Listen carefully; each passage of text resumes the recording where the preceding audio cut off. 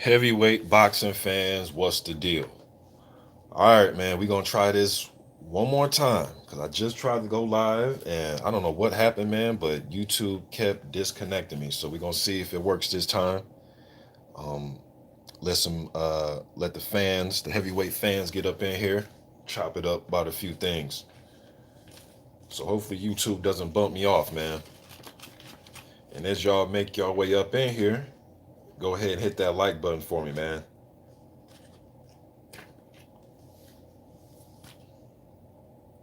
Talk about some AJ-Pulev, White, Povetkin. I see Nathan Gorman's going to finally come back, taking on Richard Lartey. And I want to touch on Lovejoy, this whole Christopher Lovejoy and Trevor Bryan thing that's going on. I want to touch on that real quick. Blackout, what's up? Chris S, what's good, man? Let a few people get in here and talk about these little heavyweight topics. Not much going on, man, for the rest of the month here, man. And even going into next month, not really much going on. The rest of the month here, this upcoming weekend, don't forget on Friday, you got Cassius Chaney will be taking on Chauncey Williver. And then on Saturday, you got Marco Huck taking on Dennis Lewandowski. And also you got Dane Dubois taking on Ricardo Schneiders, man. So that's pretty much it for this month. And then going into next month, only fights that I saw that were interesting to me, I did see Rav Cannon was fighting. I mean, a few under the radar guys, but the only two fights that stood out to me is the Tony Yoka versus Johan Duipa that will be taking place September 25th, and then September 12th, the Gorman versus Lartey fight. All right, so those are only two fights, man, that really strike my interest for the month of September. All right, Leo Donald was good, man. So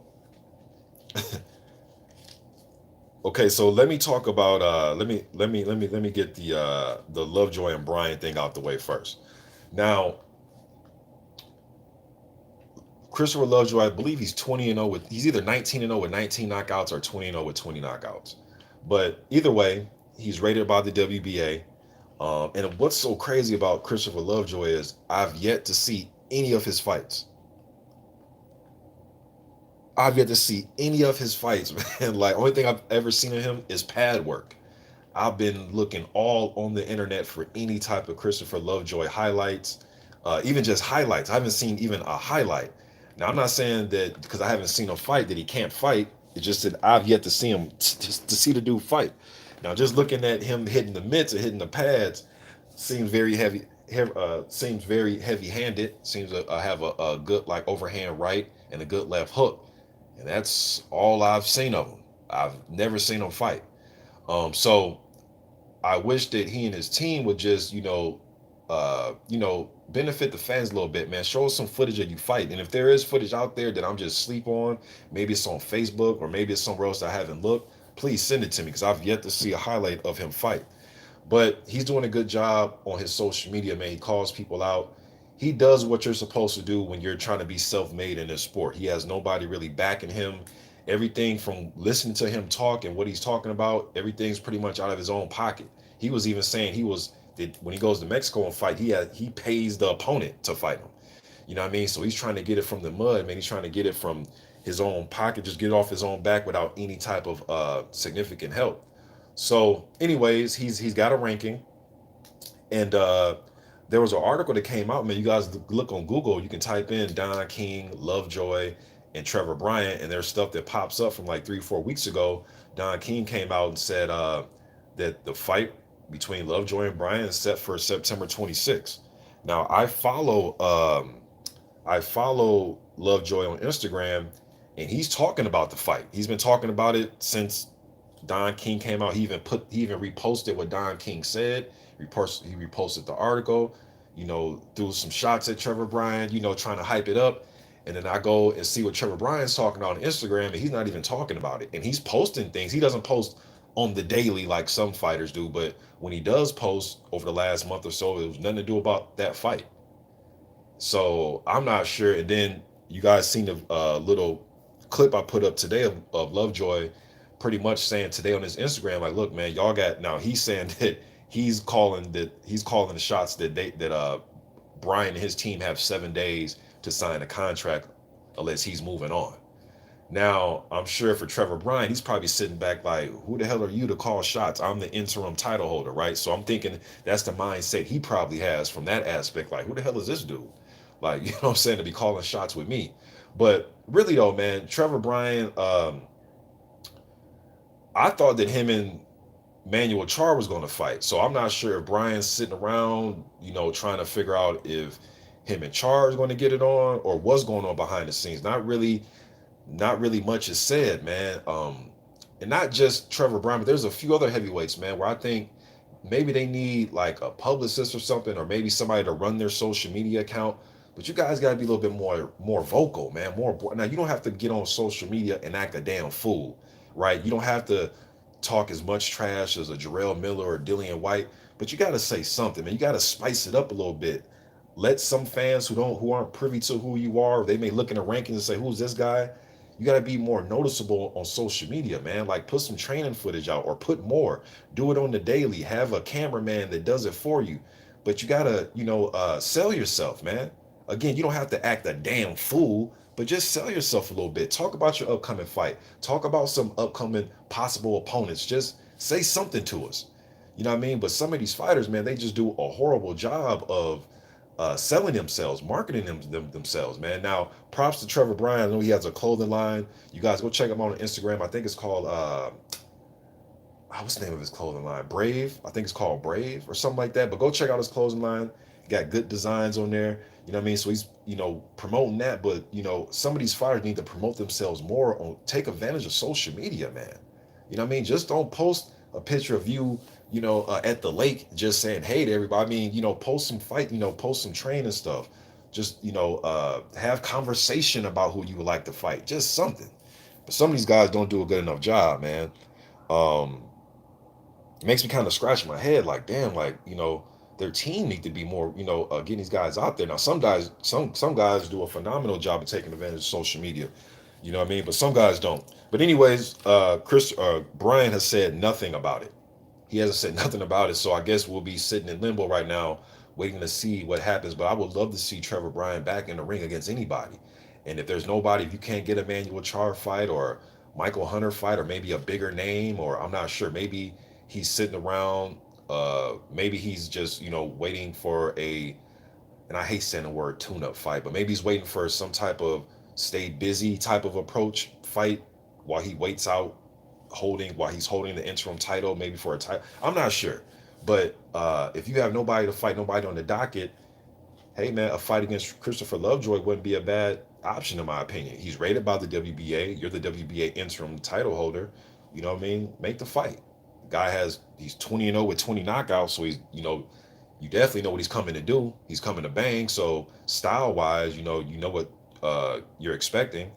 And Trevor Bryan, he's sparred hundreds around with Shannon Briggs and down there at the I think they closed it, but the heavyweight factory down there in Florida. But yeah, man, hopefully this fight does come to fruition. But September 26th is right around the corner, man. So I'm not sure what's going to happen with this whole Christopher Lovejoy and Trevor Bryan situation. Lovejoy is talking about it, and he even I even looked on when I was on Trevor Bryan's Instagram. There's fans on there asking him about Christopher Lovejoy. He's not even responding to people. So I don't know, man. But I guess we will see in the upcoming weeks what's going to go on with Christopher Lovejoy and Trevor Bryan. Before I move to the next topic, let me say what's up to everybody, man. Let me see here. Joe Host was good. Leo Donald says been following Cheney a while. Now needs to up his game. Been mixing it with the best in sparring camps, but level opposition hasn't changed. Yeah, and I remember one of the last times I spoke to Cassius over the phone, he was talking about that he wants to step up, get a little bit more experience, but he wants to step up and fight some of these guys, man. You know what I mean? But it's all about positioning yourself, So like you said, he needs to step up and get some type of, fight for one of these little regional titles. You know how you can fight for like the IBF International or something like that. Not so much to proclaim that you're the IBF International Champion, but once you start to win those titles, you start to move up in that said sanctioning body's ranking. So when you hold the WBC Intercontinental or whatever, you start to move up in the rankings when you hold those minor titles. So probably get those type of title fights lined up against whoever they throw at you and go from there and try to get you a ranking, man. You know what I mean? Or have your promoter, you know what I mean, or your manager or somebody go ahead and slide the sanctioning body, some money. You know what I'm saying? Slide them some money to get you a ranking. Do it the old school way, right? Because we all know that's what they do. You know what I mean? But either way, though, man, yeah, I would like to see him step up, man, and get him a high profile type of fight and really see where he stands. You know what I mean? But Rory Tabori was good. He says, I suspect the reason White went totally out cold was he was relaxed. It looked like he was considering throwing a 1-2-3 rather than turning out, and he relaxed for the hook, not making excuses. Martial Ministry says, good morning, afternoon, everybody. Was good, man. I can't read this dude's name is, but he says Pulev is too old. My brother Ottawa M was good, man. He says, good to know Lartey gets another shot at these British fighters. I hope Lartey can stretch Gorman. As Clayton says, Lartey's a tough fight for anyone. Levi Khan was good, bro. He says, too bad Don King is ruining Trev Bryan's career, man. Yeah, man, he got this dude just sitting out. Just sitting out, man. Let me see. 44 Andy G. What's up? Levi Khan says, Cassius Chaney. Uh, yeah, I want to see him in a big fight too. All right, now, yeah, Levi Khan says top Commonwealth heavies, number one Fury, Joshua, White, Chisora, Dubois. Um, let me see here. So I got. Give me 1 second, y'all. So Lovejoy. Got my talking points here, man, because sometimes I'll just ramble and I'll just be forgetting shit, man. So talked about the Lovejoy and Bryan. All right. Now, Nathan Gorman and Lartey. Let me speak on that real quick. Ironically, both of these guys, the last time they were both in the ring, or yeah, they're both of their last fights, they lost to the same guy, Daniel Dubois. And you can argue that shit. Lartey had more success against Dubois than Gorman. Now I'm not gonna go by that triangle theory, right? But that I'm just using that as a pointer because really, to be honest with you, Gorman has fought the tougher opposition. In my opinion, he's fought Kevin Johnson and Razvan Kanjanu and Sokolowski and guys like that, tough guys when you're bringing up a prospect, right? Um, but Lartey's going to test his chin. I expect Gorman to come out there, try to bang him to the body, get a quick start, use his hand speed and combination. But Lartey, he's going to test his chin, man. So it should be a good fight. Um, and I think Gorman may come out and try to make a statement like, hey, don't forget about me. I know I fought Dubois and got stopped, whatever, but don't forget about me. I'm still here to make noise. But I think Lartey's going to test him, man. I think he's definitely going to test him. He's going to have to stay off the ropes. Because I remember when he fought Damien Dubois, he was against the ropes. I remember sticking his tongue out, you know what I mean, against the ropes and all that. But Gorman is a good combination puncher. Good, he puts his hand together. I expect him to outwork Lartey. I think he'll outwork him. But if he's sitting there throwing combinations, trying to get rough with Lartey, and he, leaves an opening, you test him with a right hand or a big left hook. You know what I mean? But I expect Gorman to win it just based off youth. And usually I go with the youthful guys in situations like this, man. I've been wrong though over the last couple or like the last year, man. I remember I went with Hunter off youth against Povetkin and it was a draw. And then I picked, and I was, man, you guys know that I was barely hanging on to that Dillian-Whyte Povetkin pick. I got it wrong. Povetkin won, but I thought it was 50-50. And you guys remember, man, I took like a long pause when I was giving my live pick. Like, I really didn't know who, I just knew it was too much of 50-50. But usually the young guy does win out, right? And that is not always the case. George Foreman knocking out Michael Moore. And there's a lot of other, Larry Holmes beating the undefeated young Ray Mercer. So you go on and on, right? But usually though, the younger guy in boxing wins out. The fresher guy when they're on that level. You know what I mean? But we will see. We will see. So that's Gorman and my man Lartey. That's taking place next month, man. So be looking out if you've been wondering where the hell Nathan Gorman's at. He'll be back in the ring September 12th, man, next month. And I'll talk about this fight later, but also September next month, you got Tony Yoka taking on Johan Dupa. I'll talk about that another time. Um, Jupiter B, what's good, bro? William Redmond up in here, what's good? All right, now let me talk about the hot topics, and this is like a gift that just keeps on giving. This Dillian White thing, and look, man, usually after uh, outcomes like happen on Saturday, especially when there's no other big fights on the horizon, this is gonna be talked about for some weeks to come, man. So this is like the gift that keeps on giving, mainly because Dillian White just loves to talk a lot. Um, and Dillian White came out and said that he's excited to get back in the ring with Povetkin. He said that this is going to ignite another revival, right? And I get it. I get it, man. You're excited. But we're also human too.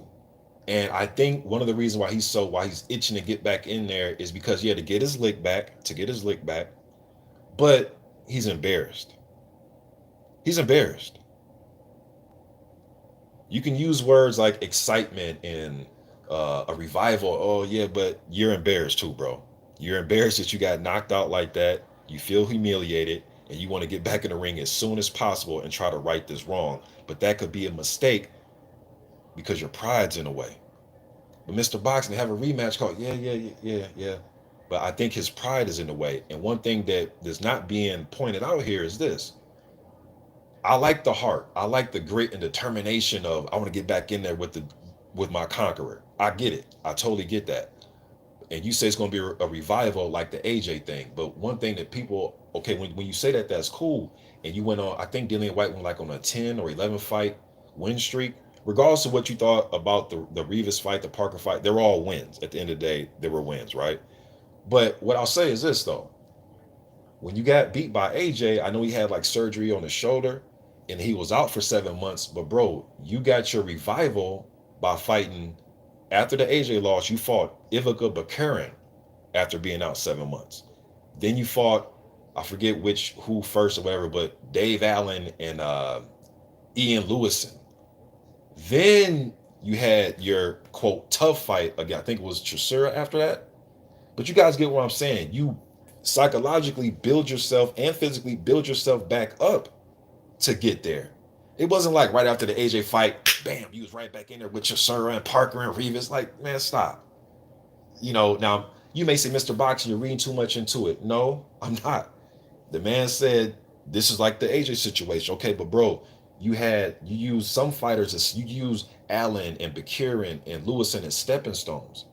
So I'm just coming from a logical standpoint. I know you guys are going to say, well, Mr. Boxing, such and such got knocked out and they had an immediate rematch against such and such and they won it. Okay, cool, man. But I'm talking about this isolated incident with Dillian White. So when he says that this is going to ignite me and a new revival and a new spark and all that, yeah, but you did it in a different way then. Now you're getting right back up in there with the boogeyman right again. And this time, not 7 months away from the ring, you getting right back in there within what they talking about. I seen 2 different dates. They're talking about either late November, like around November 21st or something like that, or December. So damn, what? You got knocked out cold and then you wake up from that and they're going to throw you right back in there in 3 months? Now, if this was the 30s and 20s back then when they was literally fighting every other week in the 40s and 50s, then that's standard and that was the criteria for that era. You know what I mean? But now with technology and brain injuries in the sport, or they try to make the sport safer in some cases, in some instances. I don't know, man, but I still think they're looking at this as just some foregone conclusion, like it was a lucky punch. And that was another thing that I seen Povetkin and his team, they were dismissing this whole notion of, now I'm not sure who said this, but this is according to Raya Binsky, I think he's the promoter, the promoter of Povetkin, wanted to dismantle this whole thing about a lucky punch, and that wasn't no fucking lucky punch, man. Like Povetkin works on that combination. I've seen him work that combinations on the heavy bag, on mitts, in fights the last 15 damn years. You know what I mean? Stacy McKinley and Teddy Atlas have done that in training with him many a times. You know what I mean? So not one unlucky about that. To me, man, and I know I said this yesterday and I'm kind of harping on this, but bro, it's just how I see it. Dillian White fought one of his best fights up until the point he got knocked out. Mr. Boxing, what do you mean? This whole thing with I heard David Hayes say he should, he wants to see the Dillian White that fought Rivas and Parker. Oh, you mean the one that comes out that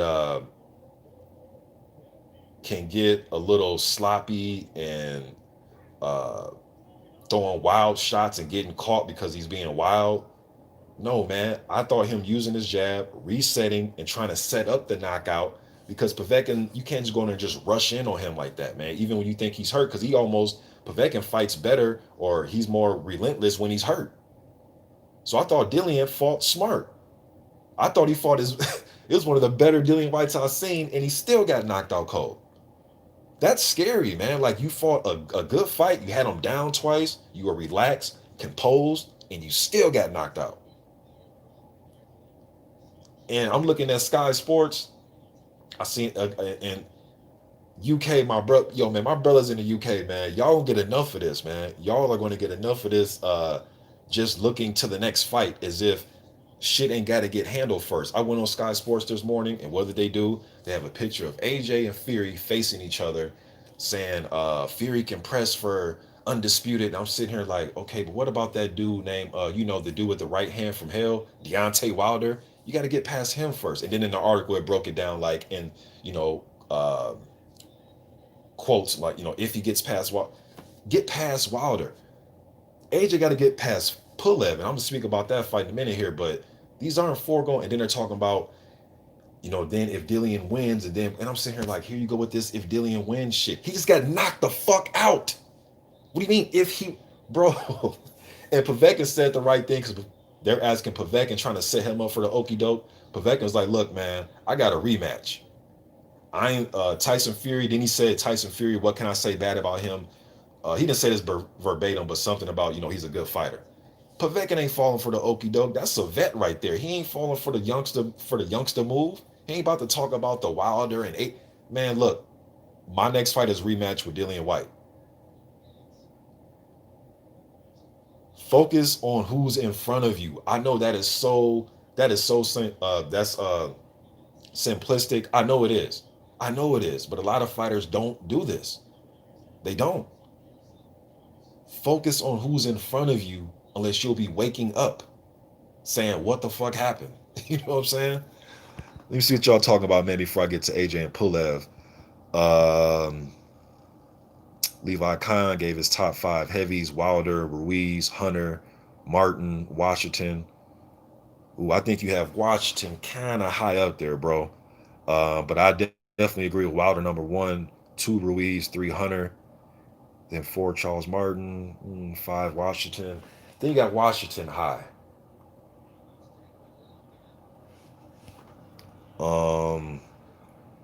As Clayton says, at least White come out and said the best man won and made no excuses. I mean, I'm not giving too many points for it. I mean, shit. Usually when you get beat anyways, the best man won anyways. You know what I mean? That night at least. Um, but just because he ain't making no excuses, don't mean that I don't think he's a little bit delusional. With just his. And I say that because I just think that a lot of people really believe this is just a little quick one fix, quick one fix thing, and we're going to beat Povetkin. And I think he's technically flawed with getting caught with uppercuts, man. And shit, I thought he was lucky that none of those big overhand rights that Povetkin kept throwing were just whistling past his chin. And Povetkin the whole time was really trying to inch closer to set him up for an uppercut that he's susceptible to, and that he knew he wouldn't see it coming. And that's what happened. My man Michael Johnson, Boxing Talking More. What's good, brother? Levi Khan said his top 5. Shit, Levi Khan giving me his top 5 from all the damn regions. But Levi says top 5 Eastern Europe heavies: 1 Povetkin, 2 Usyk, 3 Pulev, 4 Helenius, 5 Herkovic. Any thoughts? Should we start doing lists like this? I gotta really sit down and think. I don't really like going off the fly, but Usyk got to show me more though, man. And when I did my top 25 heavyweights in February, I need to do another one. But it's in my community section where I did my top 25 heavyweights. You guys go to my community section. You got to scroll like a motherfucker to find it.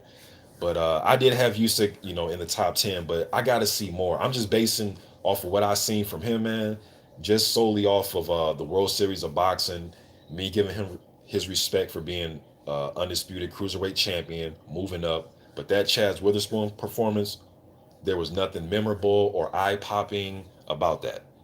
That shit was whack. He got the win, did what he had to do, and like I always like to say, worry about looking great in your next fight. Just get the win tonight.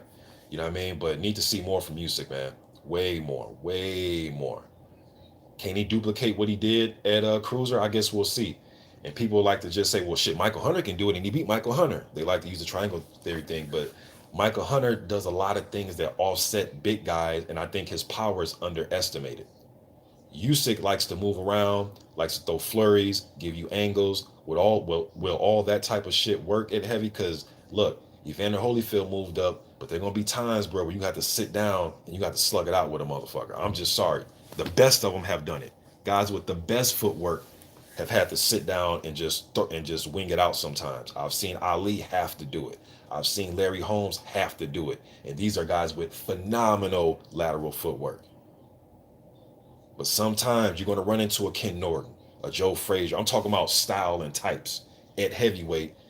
And I'm not sure he can just treat uh, the way he was treating like a guy like Gassiev, who actually moved up to heavyweight as well. But a guy like Gassiev who's coming forward, putting pressure. But Gassiev just put the high guard up and pretty much was just taking shots, hoping and wishing for opportunities to land. And Usyk wasn't there once Usyk got done getting his work off. You know what I mean? Marius Breedis had a tough fight with Usyk because he can fight with Usyk in those type of ebb and flows where they're, flurries and catching and countering and moving. He can do that with him. I think Parker can do it with him. I think Andy Ruiz will be up in his mug and can do it with him. I'm not sure he has a long enough jab to keep an Andy Ruiz off like Anthony Joshua. I'm not sure, but he has good footwork and he has good head movement. But that's why I really want to see how he fares against Chisora. Because unlike Chaz Witherspoon, Chisora is coming for it. As far as the style, he's coming for body. It's going to take a lot to knock him out, and he's going to be relentless. I think he's beatable. I think Usyk may do some of what AJ-Pulev was able to do against him. But we will see. But I need to see more from Usyk, man. Because right now it's just pretty much more just repetition of what he did at Cruiser and what we think he can do at heavyweight. But I need to see something. Um,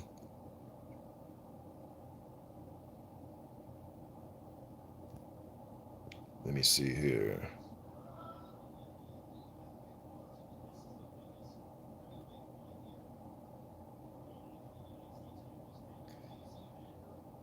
Levi Khan said Tom Schwartz versus Nathan Gorman. I'll probably go with Schwartz, man. I know he looked like, and that's sometimes, man, a bad performance can just can put a bad tag on you. So you got to keep fighting to erase that from people's memories. But Tom Schwartz isn't just, uh, but the way he looked against Fury is just like, oh my goodness. But if you watch some of his early fights, man, and I did a prospect watch with him like 4 years ago.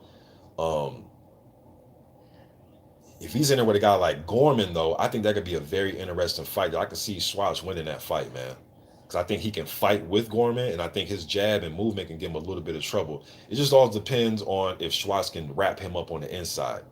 But if he has no answer for Gorman on the inside, Gorman can probably rough him up on the inside, man. But I think that's on paper to me, it's like a 50-50 type fight right now. Let me see here. Marshall Ministry says Kudryashov should have beefed up some more and moved up to heavyweight. He's done at cruiserweight. I remember Kudryashov. He was undefeated. I think at one point he was like 18-0 with 18 knockouts or some shit like that. Then he ended up losing to damn, who did he get caught and stopped by? Damn, I forget, man. Because I was paying. Oh shit, I forget who he got caught and stopped by. And I think they had a rematch, but I forget. But I remember Kudryashov, straight up and down guy, likes to come forward, taller crew. Yeah, but I think he would have had trouble at heavyweight though.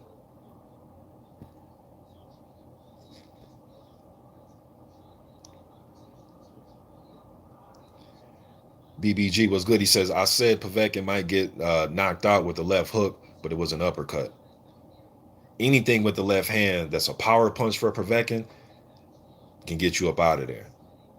Levi Khan says Fury gonna stop Wilder again, sadly, within 6 rounds again. And AJ will UD Pulev. Those are my picks using my head, not my heart.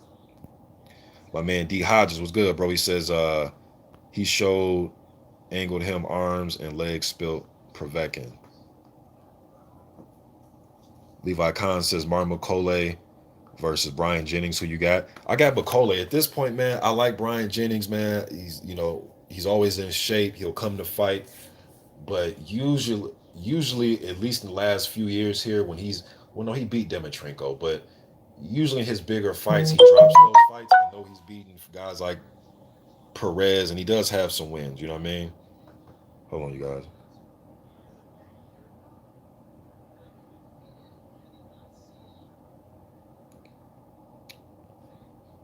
Um, I will go with Bacole. Right now, that dude seems like he's on a roll right now, man. Since that loss, he's coming out. He's on a roll right now, man. I really wanted to see Bacole against Kuzman last weekend, but that fight got scrapped. But that was supposed to be on the card with Dillian White and Povetkin as well, but that fight got scrapped. I really want to see that fight, but I would pick Bacole in that fight. Hold on, you guys. Let me turn this off. All right. Okay. Marshall Ministry says would much rather see Povetkin versus Usyk, Ortiz, or Fury. Yeah, man. I would. Who I would really like to see him against though, man, is Hunter. I really want to see that rematch, man, because that was a draw, and I think Hunter, if anybody deserves a rematch between with this whole Dillian White and Povetkin, and man, Hunter, because he's Povetkin was rated number 9 by the WBC, Hunter rated number 10. Their previous fight was against each other in a fucking draw. That should be the rematch.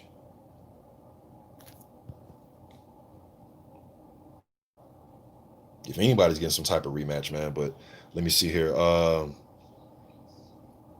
My man Troy Archer says Deontay the Bronze Bomber Wilder is going to knock out Tyson Fury in the third fight. Ancestral Rage was good, bro. Jupiter B says, didn't Wilder say the best man won tonight in the ring after the fight? He congratulated him too. There is a weird selective memory that comes from the UK. Sick of these dudes shaking my head. Yes, I do remember him saying that. And I know people say, well, he said the cop, bro, I haven't heard one piece of audio, an in-depth interview with Deontay Wilder making any type of excuse with that. Um, I know somebody said it was some hearsay that somebody heard him mention in the locker room, so then they put it on print. I've heard anything from him. I did hear him say the best man won.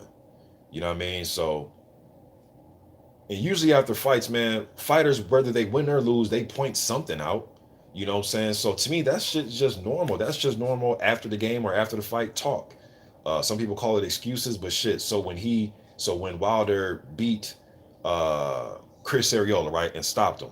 You guys remember that shit that was on Wilder's arm where his muscle, I think he pulled his bicep or some shit or ripped it or something. And then he had the accident. He say he was doing yard work, but look, I wasn't there, but I think Deontay was probably riding around on one of them scooters. Because Deontay's a country boy, man, so he probably in the out. He owned acres, so he's probably out on his acres riding around on one of his little little dirt bikes or something. I think he scraped his arm up. That's what I think. But he said it was doing yard work. But anyways, you can visibly see what was wrong with him, and he pointed it out. He didn't make an excuse for winning. You know what I mean? So, um, yeah, man, I didn't hear him really make no excuses. Chris S says that's what I thought Povetkin kept missing with the right before he landed the left. And Cicero Reyes says he knocked his ass out in the first fight. He got robbed. Fury cheated the second. In the third is game over for Fury. Marshall Ministry says Usyk is not top 10 heavyweight until he beats Takam or Chisora.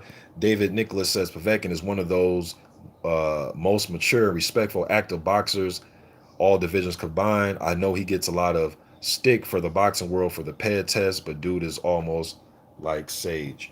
Levi Khan says OG is Dave Winfield the best athlete ever from Minnesota. Well, Dave Winfield was a hell of an athlete here in Minnesota, man. His brother, uh, used to referee high school basketball in the 90s, um, mainly for the Minneapolis City Conference teams, but I remember his brother. But the best athlete from Minnesota, shit, he's definitely up there, man. But shit, you gotta put Kevin McHale up there too, though, bro. I mean, Kevin McHale's a motherfucking Hall of Fame basketball player with a whole bunch of championships and some of the best post moves. Shit, man. Always put Akeem Olajuwon as the best post moves. And even though Michael Jordan was a guard, I thought Michael Jordan and Kobe Bryant had some of the best footwork on the post. But Kevin McHale is right up there with post moves, man. So um, definitely Kevin McHale is one of them as well. Bruce goes, salute, man. Jupiter B says, then he made excuses, but at the end, he says, then he made excuses, but at the same time, going missing and been too quiet. Y'all realize both can't be true, right? Jupiter B going in. Rory Tabori says, I think the fact that White relaxes when he throws his hook to generate power is a big problem since Povetkin has a shorter hook. Jupiter B says, okay, let me see. Marshall Ministry says Garcia versus Hunter at heavyweight would be a treat. Very evenly matched, I believe. I'm going with Hunter. Man, I just think Hunter is underrated, man. I just think he is because he's not a big heavyweight. People see that he lost to Usyk, and I just don't think people think he has the power to compete with these guys. But I think people are sadly mistaken because his thing isn't just about raw power; it's about activity. He ain't scared of nothing. He ain't going, as my youngins say, he ain't for nothing. Meaning he ain't going. He's not going for nothing. Um, he's awkward. He has good hand speed at heavyweight, especially compared to some of these other heavyweights. Probably not like a Joseph Parker Ruiz, but he has good hand speed and he's awkward as shit, man. And he has some championship experience in his corner in Hussein Rockman, and he has boxing and fighting in his blood from his father. I think he's underrated, man. 8, 9 Klitschko camps when he was an amateur. He's been in there with Deontay Wilder sparring and beat Ruiz in the amateurs. Like, this dude ain't no pussy, man. I think people are underestimating Hunter. Uh, yeah, that's who it was, David Nicholas. Jerugula. Yeah, that was the guy that Shaw fought. Thanks, man. I appreciate that. And Marshall Ministry brought him up as well. Tone Bangers, yeah, so you joined late, Tone. So Lovejoy is pretty much telling Trevor Bryan on Instagram today, came out with a video that I posted, that he has 7 days to sign the contract unless he's moving on. Trevor Bryan is the interim WBA champion or title holder. And I'm kind of thinking, how the hell does Lovejoy call shots? And he's the challenger. But anyways, that's what he came out and said. I'd love to see Trevor Bryan in the ring, man. The dude ain't fought since 2018. I don't know what Don King is holding him back for. At least get in there with somebody. You know what I mean? So, but yeah, bro, that was my spiel on that. Um, True, Tone Bangers, Jennings, you won't be surprised if he beat Bacole, but I think once they start banging, though, I think Jennings will go high guard, and I think Bacole will get him out of there, man. But he is flat-footed, but Bacole throws a lot of punches. That motherfucker can hit hard. That motherfucker can hit hard, too, man. Hey, him and Michael Hunter had a good damn fight. Michael Hunter's been in some damn shootouts, man. The Povetkin fight, the Bacole fight, the Usyk fight, even the Kuzmin fight. There was another fight he was into. That dude be in some shootouts, man. Lowland Profits was good, bro. Michael Johnson, Boxing Talking More, says Anthony Joshua made excuses. I remember when Joshua did say something about the crowd, or he heard a boo in the crowd. And that's enough. When I get to AJ-Pulev, I'm going to bring up that crowd thing, too. Jupiter B says, yeah, Jupiter, Bacole's a dude that Hunter beat. Uh, let me see here.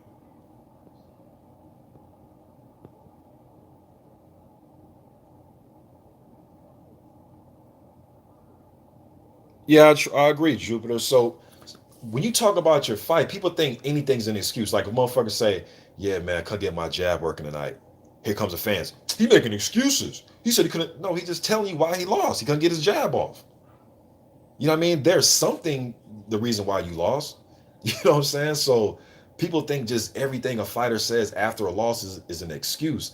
That's not, everything isn't a damn excuse, man.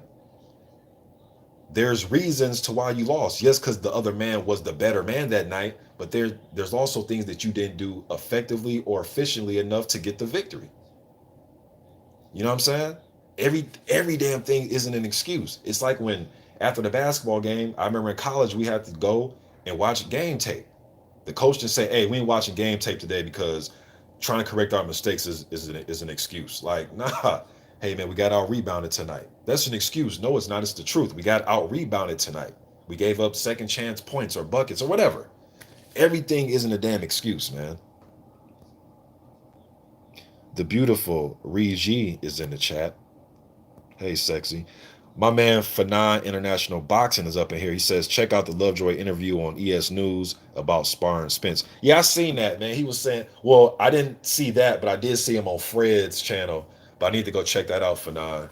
Uh, he was saying that something on Fred's channel, but if Spence really want the work, that he can get it or something like that. But maybe I need to go check that out.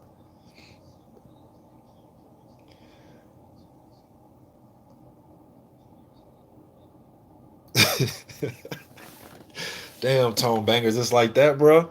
He says, I hope Trevor Bryan gets knocked smooth the fuck out. I'm so sick and tired of that guy. He just ain't been in the ring, man. It's like Don King is holding the dude back. Um, I remember I tried to just post just like a little, like a 5 second clip of a fight that wasn't even televised. His fight against BJ Flores for the interim title. That just sounds crazy, right? BJ Flores. Uh, but his fight with BJ Flores for the interim title wasn't even televised, right? It was in, I think it was in Phoenix, Arizona, and somebody that does like local news there, whatever, took a highlight of the fight and then put it on his Facebook because I was looking for the fight because I thought it was gonna be televised. So I got in contact with that news reporter guy, asked if I can use it for my YouTube channel. He said, "Cool, yeah, you can use the clip." I used it. Man, I got hit up so fast by Don King Promotions. They're about to sue me. I was like, "Look, you can have that 5 second shit, man. Like, I'm not." I even told him I'm not even trying to monetize it. It's like, bro, why are y'all keeping this man under wraps? Like, y'all don't even want the YouTube community to see the highlight from the fight? Not even on YouTube. And they took that guy's told him to take it down. They got on both of us. Because I gave that guy credit in the description box. They got at both of us. Like, man, both of you motherfuckers gonna get sued if you don't take this down from Facebook and YouTube. And I'm sitting there like, you don't want your fighter to be seen? To have eyes on him? Crazy, man. It's like they trying to keep this dude like secret or some shit, man. I thought that was crazy. Yeah, Levi Khan. I seen the stoppage over Sokolowski. You know what? Contribution. He just the guy I just want to see more of, man. That's a good win and that's a good stoppage over a tough dude. Sokolowski is a tough dude to bring your prospect up against. So that was a good one, man.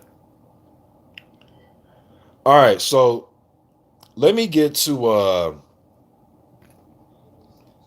AJ Marco Huck versus Jermaine Franklin. Levi Khan, I'm gonna go with the young guy, man. I think he has enough to look. Franklin's he's savvy. I like how savvy he is, but Huck has the championship experience. Maybe try to go over there and try to overwhelm Jermaine Franklin, but I think Jermaine can handle Huck right now. All right, look, Pulev and AJ, right?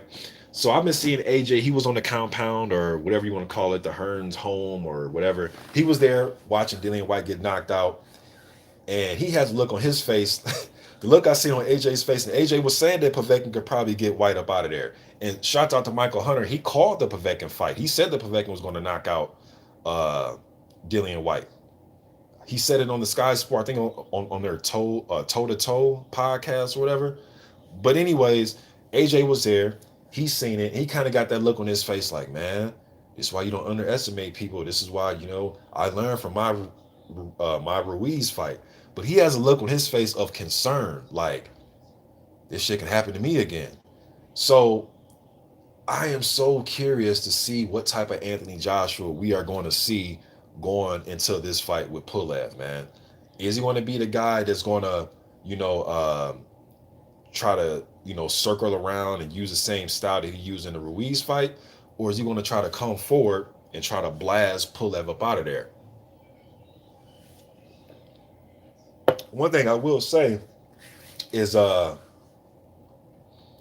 one thing I will say is if he tries that moving around style, Ruiz couldn't get to him because he has the short arms, right? He wants to throw hooks and uppercuts. He'll jab his way in, but his jab is like a range finder to touch you and then slide in quick. Touch you with the jab, slide in quick with uppercuts, hooks, and all that, right? Pulev can touch you with his jab. So moving around like that on Pulev might not be as effective as it was against Ruiz because he can touch you. He has one of the best jabs in boxing right now. He can touch you with that jab. It's stunning. He doesn't really like change speeds on it. He don't pop it from the hip like Larry Holmes, but he can touch you with that long ass jab.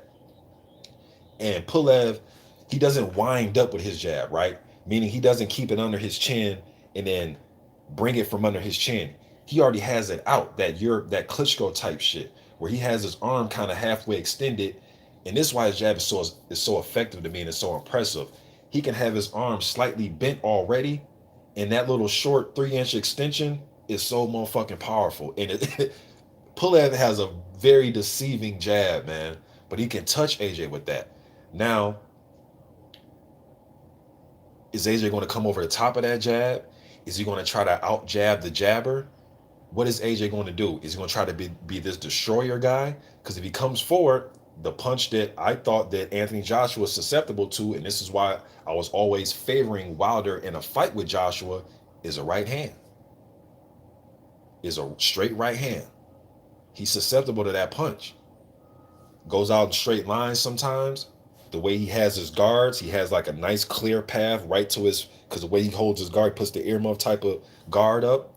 And he isn't the greatest at bending at the waist, but Mr. Boxing, look what he did against Ruiz. He showed lateral movement, yeah, by using his jab on the shorter fighter with the shorter reach and using his legs and getting out the way. It wasn't so much that he was up top, making a miss, bending, slipping like Pernell Whitaker. He was just sliding out, sliding away. But again, Pulev can catch you when he has the reach at least in the jab to catch you when you sliding out. And what's his favorite combination? Jab and right hand. Jab, straight right hand, jab. He likes to hook the right hand or sweep with it, whether at the body or the top. And if AJ tries to rush in on him, man, he's going to throw it right. He's going to get caught with a right hand. Now, how is he going to react to it? And how is Pulev going to react to AJ's power? But I'm anticipating the third fight between Fury and Wilder, but I'm also anticipating to see what type of Anthony Joshua are we going to see. This is like a fucking mystery right now. What type of Anthony Joshua will we see going into this fight?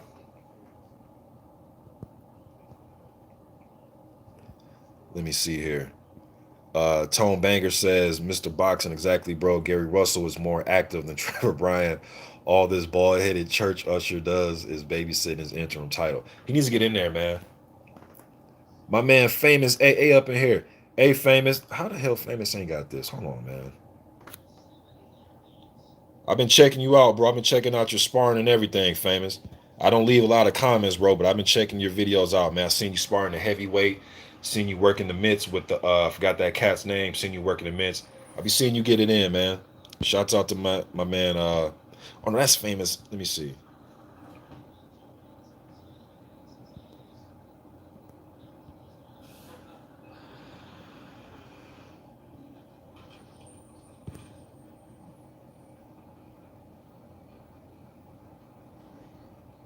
Yes, sir. Shout out to my man Famous. Let me see here. Jupiter BB going at it. He going at it with somebody. Uh, Tone Banger says, I seriously don't understand how people can give Fury credit for that win. Well, bro, I think they're just going off of what they saw now, whether the gloves or whatever anybody's opinion is, bro. I think they're just going off of what they saw. They just saw him stop Deontay Wilder, or the ref stop the fight.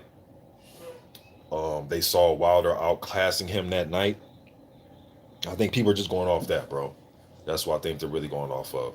I don't think they're taking in consideration all some of the other stuff that people are bringing up, the gloves, so on and so forth. Uh,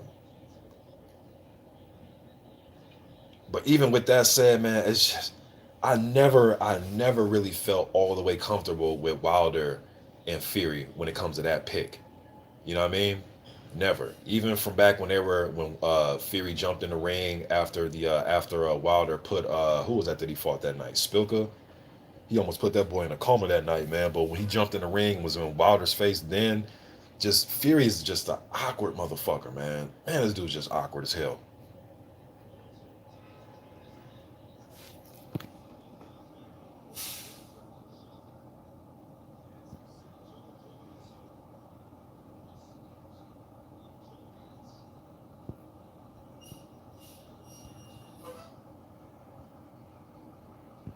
Let me see here. Renee Salcido was good. He said you should grow your beard out like Kimbo.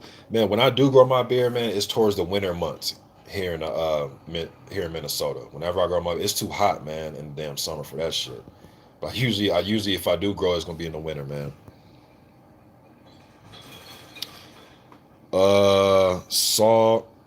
Saw in sight says never put Wilder name with May or Ali. Why would you say that? Why should I never put his name with May? I gotta put his name with Ali, right? Because Ali and Wilder have shit. Wilder has what 10 successful WBC title defenses. Then he passed Ali as far as WBC title defenses.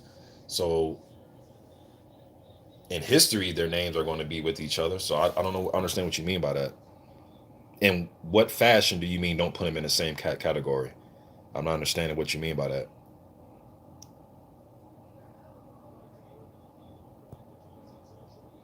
Look at Ali's defenses. Yeah, Ali, Holmes, and Foreman are my three favorite fighters of all time. I've been watching boxing for over 35 years. I'm saying that to say this. I know all about Holmes, Ali, and Foreman, but you said don't compare them. But bro, um, it's not like Deontay Wilder can go back and fight Ken Norton and Joe Frazier and Foreman. You know what I'm saying? And Oscar Bennett. It's not like he can go back and fight those guys. He can only fight the guys that are in this era. So I don't really understand what you mean by that. Do you want Wilder to go back and fight Ken Norton? Is that what you're saying? Do you want him to go back and fight the guys of yesteryear? Because that's not gonna happen, bro. He can just fight who's here. Yeah, Jupiter. He says, why can't we? He says we can't even discuss AJ-Pulev. These guys, they claim to box. They're not even real boxing fans. Wilder's popular, man. And look, like 3 years ago, man, we were on here going back and forth. It got ugly on here, man. Just uploaders and fans going back and forth about Wilder's popularity. He is popular as hell, man. The dude is very popular. Oh, he can't sell out a yeah, but he's still popular. He's like the topic of this. No matter who's fighting, White and Povetkin just happened. I'm hearing Deontay Wilder. Oh yeah, see, if Wilder wouldn't have stalled him out for 800 days, and even that's a lie. But if he didn't stall him out, I'm sitting here like, bro, you're still not focusing on Povetkin. You guys are still overlooking Povetkin. That's why I think he's gonna get knocked out again.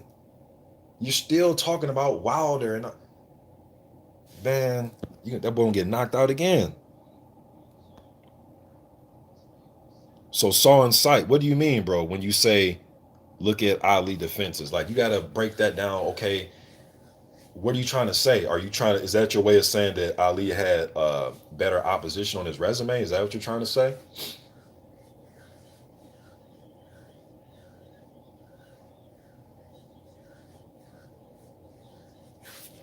Or maybe he left. I'm not sure. Maybe he left.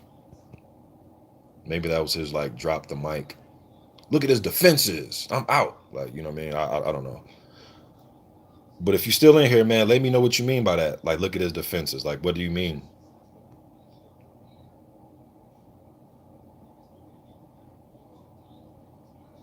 Guess he's going. I guess he wants Wilder to fight Jimmy Young, right? I guess he wants Wilder to fight Jimmy Young and Ernie Shavers. You know what I mean? Leon Spinks. My man Tommy Temper, I appreciate that $5 holla, my brother, or is it 650? Well, whatever it is, man, I surely appreciate it. He says, Mr. Boxer today, haters always gonna hate. I know, man. My man Kurt Sugar up in this thing. Salute. Boxing encyclopedia out this motherfucker, my man Kurt Sugar. Bruce Gold says, you can only fight the best of your generation, nothing more. Yeah, and I'm pretty sure that's why that guy left the chat, because he knows that. You know, you can only fight who they throw in front of you for this generation, man. Jamie Donnelly says, Wilder footwork like a baby giraffe. How you going to time someone for having an opinion? Pathetic, childish behavior. I didn't time out anybody, bro. So I'm not sure what you mean by that. He says Jupiter B. Oh, he's talking to Jupiter. He says you a grown man. Okay. So what I would say about Wilder, he says, okay, Wilder footwork like a baby giraffe. Okay. Does Wilder have the best footwork? No, he doesn't. Does he spread his feet wide sometimes? Yeah, he does. But you gotta have some type of footwork if you're able to set up that right hand. Because power all starts from the ground up. People talk about how skinny Wilder's legs are, but he generates a lot of power from those legs and torque from turning his hip. And Wilder throws his shoulder through his punch. And coming from the basketball court, usually basketball players have good footwork, right? So Wilder, damn, my fucking phone is on 5%. Damn, it's going to run out. Shit. But look, Wilder can show good footwork in certain fights. He has shown good footwork, man. The first Bermane-Stiverne fight, but Bermane-Stiverne's a bum, but he showed good footwork in that fight. But footwork isn't his trademark to his success. So I've seen guys that have awesome footwork and get their ass whooped. So I'm not really sure what you mean. Then you say he is a disgrace to boxing, hasn't even learned his craft, fought tomato cans and cab drivers his whole career until he got exposed by Fury. So my question or my answer to that, bro, is okay, if it's so easy to have 10 consecutive title defenses at the heavyweight division, why hasn't everybody done it? And they were in real time of Mike Tyson's career. Guess who they saying that he was beating? You'll never guess, Jamie, who they were saying Mike Tyson was beating. Bums. Jamie, I got another one for you, bro. Guess what they were saying about Larry Holmes in real time? Not after, in real time, Jamie. Guess what they were saying about Larry Holmes? You'll never guess, man. You'll never guess, Jamie. They said he had legs like he had skinny legs. He's fighting bums. And if he was in the Ali era, he wouldn't be this successful. That's what they said in real time. I say that to say this. Every fighter has flaws, bro. Every fighter has flaws. And if Deontay Wilder is, as you put, is going to get exposed, well, if that's the case, he got exposed by somebody who's the number one heavyweight in the world. He didn't get exposed by somebody that was rated number 16. I know what you're going to say, but Mr. Boxing, he sat out 9 years and he weighed 633 and a half pounds. Bullshit. That man trained for like a year and a half before he even made his initial comeback. People always running with this narrative that Tyson Fury literally on Monday night got off the couch from not fighting for years and then fought Deontay Wilder on Tuesday night. That's bullshit. I did videos of him training 8, 9, 10 months prior to his comeback fight against Fury or Pinata, whoever the fuck it was first, right? Deontay Wilder lost to a guy who's the number one heavyweight. He left as the number one heavyweight. This wasn't Joe Blow, Larry Lunchmeat that he lost to. So not only are you taking credit from Wilder, you're taking credit from Fury Because now you're saying Fury beat somebody that was a bum anyways, right? Come on, man. Y'all gotta you gotta come with better points, man.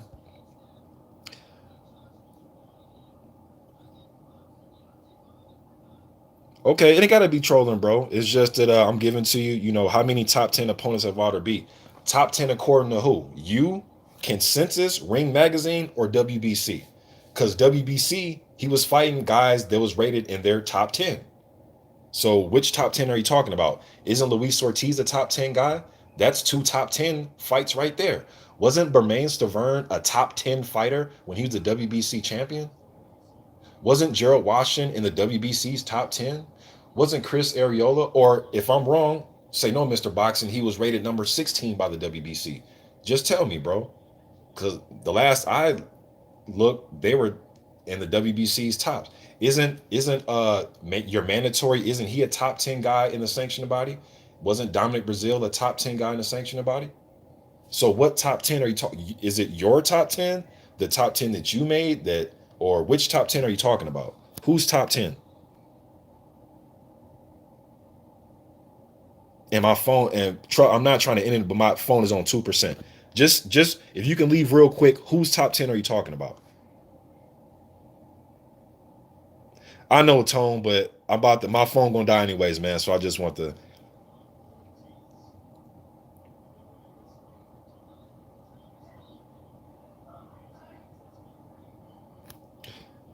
wish we can keep this going. My damn phone's gonna die. But I just went over the WBC's top 10.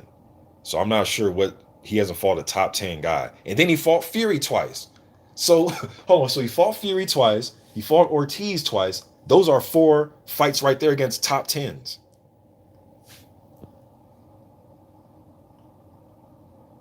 Oh, now you want me to look at the resume.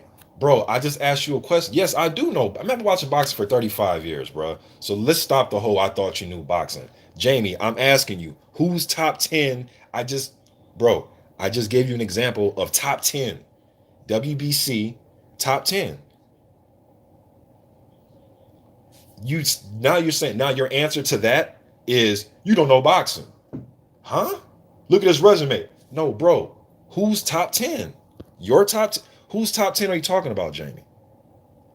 Oh, the WBC's. Oh, so now the WBC top 10 doesn't mean anything? Because now you just said the WBC is corrupt.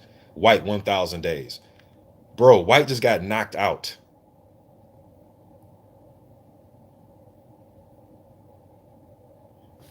Again, before my phone dies, who's top 10? Fury's top 10, right? He fought him twice. Ortiz top 10. Oh, let me guess. Ortiz not top 10. Bermane-Stiverne wasn't top 10 either when he was WBC champion. He can be disrespectful. Go ahead and be disrespectful, man. Because that lets me know that you ran out of boxing talk. The minute you get disrespectful, it lets me know you ran out of boxing talk. He did avoid my phone's going to die for this one. When you say he avoided the Klitschko's, that's a whole discussion. My phone is literally on 100, is on 1%, you guys. Look, my phone's going to die. I knew he wasn't going to give me anything substantial because you can't. You can't. Just say, look, bro, I don't really like Wilder as much as some of these fans like him. I think this, that, and the third, and just moving on. You can't. But now you're just lying, bro, and you're running with fake narratives. He didn't fought a top 10. So Stiverne wasn't top 10. Fury wasn't top 10, and Ortiz wasn't top 10. And all those guys in title defenses, none of them were in the WBC's top 10. And your response is the WBC is corrupt. Man, get the fuck out of here.